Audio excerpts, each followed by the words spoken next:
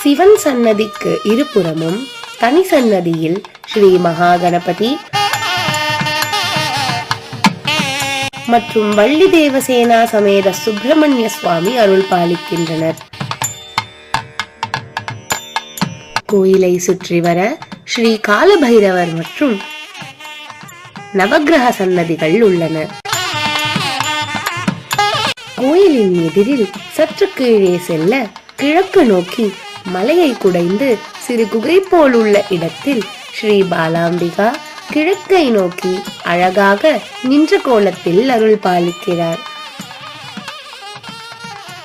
மேலும் வாயிலில் வடக்கை நோக்கி கையில் அருவாள் உடன் வீராசனத்தில் ஸ்ரீ முனீஸ்வரர் மிக கம்பீரமாக காட்சியளிக்கிறார்.